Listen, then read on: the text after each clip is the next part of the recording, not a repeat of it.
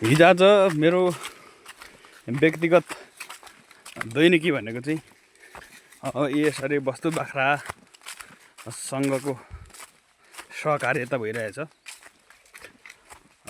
जीवनमा धेरै उत्तर चढाव, धेरै सङ्घर्ष गरे तापनि यो चाहिँ हाम्रो मौलिकपना हो, मौलिकता हो। यो मौलिकताले गर्दाखेरि म चाहिँ आज त्यही मौलिकता बाबुबाजेले गरिआएको, पुर्खादेखि चल्दै आएको वस्तु बाख्रा गोठाला मै छु। हिजो पनि थिएँ, भोलि पनि हुनुपर्छ।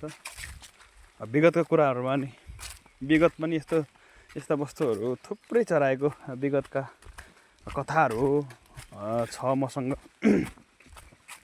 तथापि पनि हाम्रो यो वस्तु बाख्रा खेतीपाती भनेको चाहिँ हाम्रो यो चाहिँ परम्परागत शैली र घाँसको लागि पनि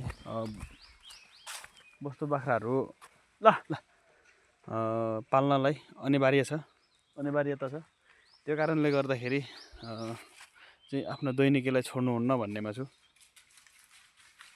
साथीहरू, तपाईँहरूलाई के लाग्छ, कस्तो लाग्छ होइन?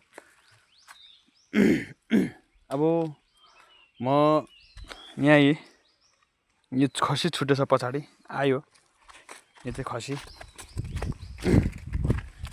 लिएर म वस्तु बाख्राको गन्तव्य लिएर पुग्न लागेको छु है त साथीहरू।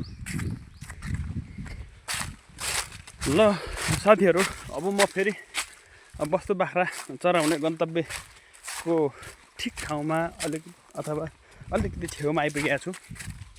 यसरी वस्तुहरू अब यहाँ अब जङ्गल त होइन, यो पुरानो हाम्रो यो बजिएको खेती हो। यसरी बजिएको खेतीहरूमा अहिले हामीले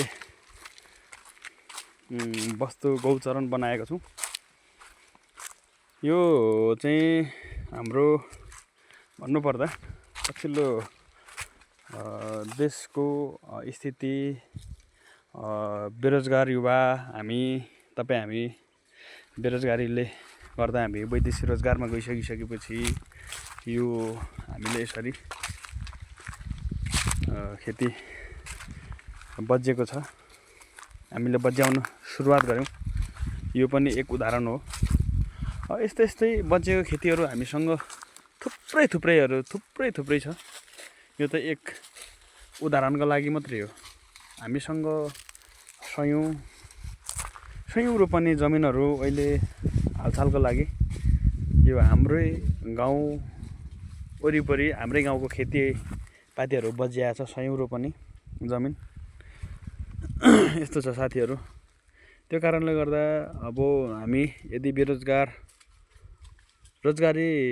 देशमा रोजगारीको सिर्जना भयो भने, हामी देशमै रह्यौँ भने यस्ता जमिनहरू, यसरी बजिएका जमिनहरू, थुप्रै जमिनहरू हामी पुनः सदुपयोग गर्न सक्छौँ। यसरी यो घारीहरूलाई फाँडेर हामीले फेरि कुनै न कुनै प्रयोजनमा हामीले उपभोग गर्न पाउनेछौँ र गर्नेछौँ भन्छु म चाहिँ साथीहरू होइन। तपाईँहरूलाई के लाग्छ? तपाईँहरूको प्रतिक्रिया चाहिँ दिनु नबिर्सिनु होला साथीहरू है त।